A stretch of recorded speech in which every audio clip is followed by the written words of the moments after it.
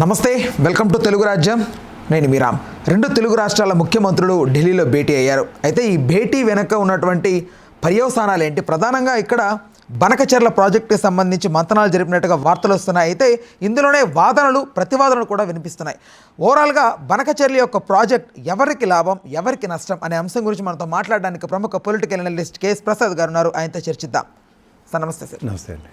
Sir, రాయలసీమకు పట్టుకెళ్ళాలి నీళ్లు అనేది ప్రధానంగా చంద్రబాబు గారు చెప్తాను మాట.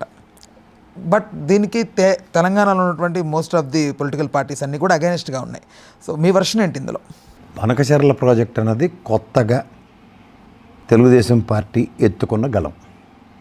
దీనికన్నా ముందు పోలవరం విషయంలో ఎంతమందికి క్లారిటీ ఉందో నాకు తెలుసు, కానీ చాలామందికి తెలియదు. ఎందుకంటే పోలవరం 45.7 మీటర్ల పైచిలుక దాని ఎత్తు సామర్థ్యం ఉంటే 42 మీటర్లు బనకచెర్ల ప్రాజెక్టు నిర్మించబడితే ఆ ఎక్సెస్ 3 మీటర్ల ఎత్తు వాటర్ని తరలించడానికి వెసులుబాటు ఉంటుంది. కానీ కేంద్ర ప్రభుత్వంతో ఇప్పుడు ఉన్న తెలుగుదేశంలో కేబినెట్ మంత్రులు ఉండి కేబినెట్ నిర్ణయం ఏంటంటే 41.5 మీటర్ల పోలవరం డ్యామ్ నిర్మించడానికి ఒప్పేసుకొని వచ్చిన తర్వాత రీసెంట్ డెవలప్మెంట్స్లో మన ఏప్రిల్ ఆగస్టులో వచ్చిన పర్యవసానాల్లో 41.5 మీటర్ల కనుక పోలవరం డ్యామ్ కట్టడానికి ఒప్పుకొని కట్టేశారు అనుకోండి, చరిత్రలో పోలవరం డ్యామ్ని కంప్లీట్ చేసిన చంద్రబాబు నాయుడు గారిని ఒక పుతిలి పెట్టుకోవడానికి మాత్రమే ఉపయోగపడుతుంది. That is nothing but a check dam. ఎందుకంటే దాని కింద ఉన్న పవర్ డ్యామ్ కానీ పవర్ ప్రాజెక్టులు కానీ దాన్ని విభజన హామీలో మనకి బహుళార్థ సాధక ప్రాజెక్టు కింద ఇచ్చిన ఉదంతం కనుమరుగు, కట్టెని మూసిపోయినట్టు. సినిమా అయిపోయిన తర్వాత చూడండి తెరలా దిగిపోద్ది. అలా బహుళార్థ సాధక ప్రాజెక్టు పోలవరం అన్న కథ ముగిసిపోయిన అధ్యాయం కింద ఉంటుంది. జస్ట్ లైక్ మన విభజన హామీల్లో మనకు వచ్చిన ప్రత్యేక హోదా ముగిసిన అధ్యాయం అని బీజేపీ వాళ్ళు పెద్ద అచ్చాని పచ్చపూసల్లో చెప్తారు చూడండి. అలా పోలవరం కూడా బహుళార్థ సాధక ప్రాజెక్ట్ అన్నది ముగిసిపోయిన అధ్యాయం.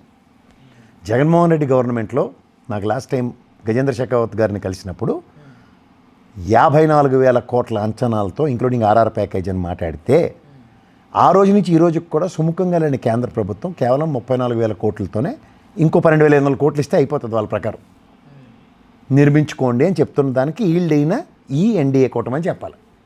కాదు అంటే మీకు మళ్ళీ చెప్తున్నా, తెలుగుదేశం మేనిఫెస్టో అనే అబద్ధాలని నిజం రూపంలో చెప్పించిన రామానాయుడు గారితోనే ప్రెస్ మీట్ పెట్టారు.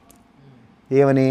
ఎవరైనా సరే పర్యావరణ అనుమతులు, ఎన్ఎస్సీస్ వీళ్ళెవ్వరూ, సిఎస్ఆర్ వీళ్ళెవ్వరూ పర్మిషన్స్ లేకుండా దాన్ని రిజెక్ట్ చేసిన కేంద్ర ప్రభుత్వం రిజెక్ట్ చేసిన బనకచెర్ల ప్రాజెక్ట్ ఫైల్ ఇసిరేసారు వెనక్కి. దానికి సబ్ కమిటీని వేసి దాన్ని చర్చిస్తారా? సబ్ కమిటీ ఎవరికి ఉపయోగపడుతుంది? సబ్ కమిటీ ఇచ్చిన report already DPR Jaganmohan Reddy గారి గవర్నమెంట్ ఆయననే కేంద్ర ప్రభుత్వానికి సమర్పించబడింది. మొదటిదానికి దిక్కులే కడదానికి కళ్యాణం అంటారు. అంటే ఇక్కడ 54,000 కోట్లతో దగ్గర కంప్లీట్ అయిపోవాల్సిన స్టేజ్లో ఉన్న పోలవరాన్ని నిర్వహిస్తూ కొత్తగా బనకచెర్ల ప్రాజెక్టు రాయలసీమ ఇక్కడ పోతిరెడ్డిపాడు ఎడ్లగడ్డ నుంచి వెళ్ళే వాటర్ ఎవరికి చెప్తారు ఈ పెట్టకథలు? పోనీ దీని సామర్థ్యం 45.72 మీటర్లు ఉన్నప్పుడు ఎక్సెస్ వాటర్ తరలించడానికి బనకచెర్ల ఉపయోగపడుతుంది. రెండింటికి కేంద్ర ప్రభుత్వం వెనుతలు అంటే ముందు ఇక్కడ తగ్గిపోయి కాంప్రమైజ్ అయ్యి యాడని తీసుకెళ్తారు నీళ్లు. పోనీ ఏమైనా ఆంధ్రప్రదేశ్ ప్రభుత్వంకి కాళేశ్వరం ప్రాజెక్టు నిర్మించుకునే అంత సామర్థ్యం లాగా బనకచెర్ల మేము నిర్మించుకుంటానని చెప్పారా? ఎవడో కాంట్రాక్టర్ 20% ఇస్తానంటే టెంప్ట్ అయితే ఇలాగే ఉంటాయి పనులు. ఇంకొక మాట చెప్తా, చిన్న విషయం ఉంటే పెద్ద బాకాలో చెప్పే చంద్రబాబు నాయుడు గారు నిన్న జాతీయ మీడియాని అసలు ఆయన అడ్రస్ చేయకుండా ఈయనెవరు మన రామానాయుడు గారు అడ్రస్ చేశారు. ఇక్కడ గౌరవ ముఖ్యమంత్రి రేవంత్ రెడ్డి గారు, గౌరవ ఇరిగేషన్ శాఖ మంత్రి ఉత్తమ్ కుమార్ రెడ్డి గారు అడ్రస్ చేశారు.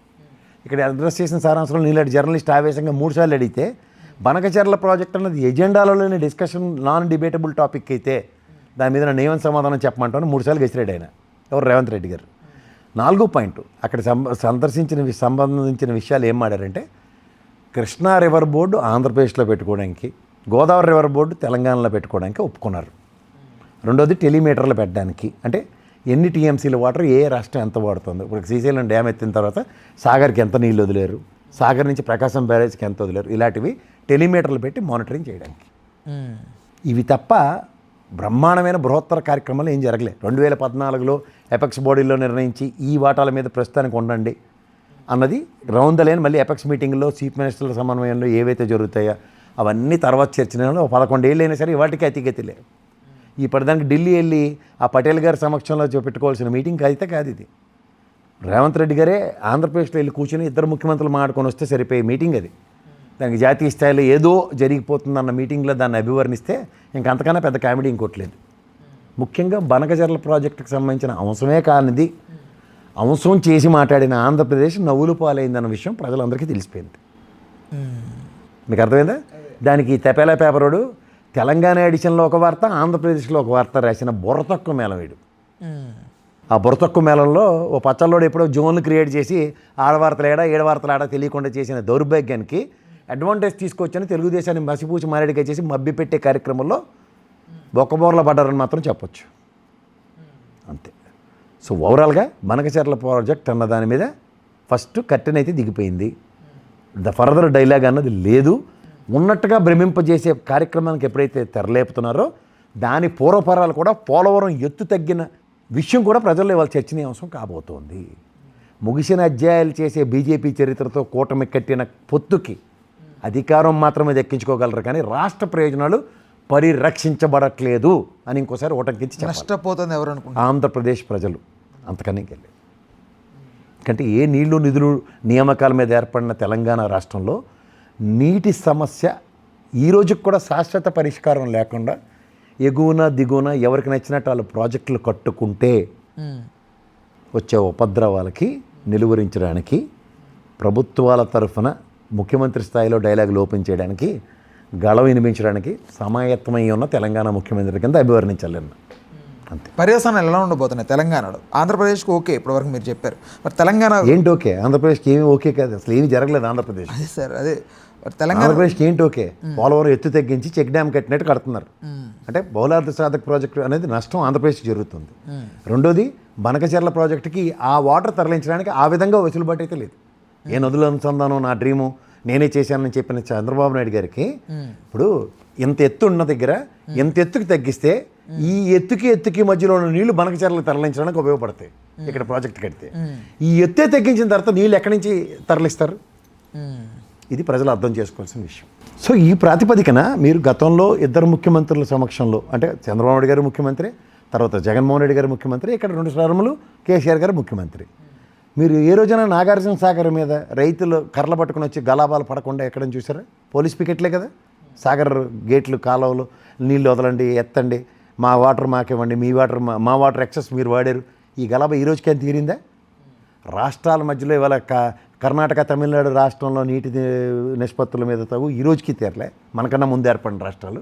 ఇప్పుడున్న రాష్ట్ర సమస్యల్లో తెలంగాణ ఆంధ్రప్రదేశ్ కొత్తగా ఏర్పడిన రాష్ట్రాల్లో జల సమస్యలు తీవ్రతరం కాబోతున్నాయి తప్ప దానికి సొల్యూషన్ ప్రాస్పెక్ట్లో ఎన్ని రివర్ బోర్డులు, కృష్ణా రివర్ బోర్డు ఉన్నా, గోదావరి రివర్ బోర్డు ఉన్నా, పోలవరం అథారిటీ ఉన్నా సరే కేంద్ర ప్రభుత్వ పర్యవేక్షణలో ఉన్న పేరుకు మాత్రమే తప్ప ఎపెక్స్ బాడీల మీటింగ్లో చీఫ్ సెక్రటరీలు కూర్చున్నా, ప్రిన్సిపల్ సెక్రటరీలు కూర్చున్నా, ఇరిగేషన్ శాఖ మొత్తం కూర్చున్నా సరే, 2 రాష్ట్రాల నుంచి గౌరవ ముఖ్యమంత్రులు కూర్చున్నా సొల్యూషన్ ఈ రోజుకి రాని నిస్సహాయ స్థితి 11 ఏళ్ళు అయినా సరే మీరు సొల్యూషన్లు ఇచ్చేస్తాం, బనకచర్లు కట్టేస్తాం అంటే నమ్మడానికి వెర్రివాళ్ళు అయితే ఎవరైనా ఉంటే వాళ్ళ ఆంధ్రప్రదేశ్ ప్రజలే.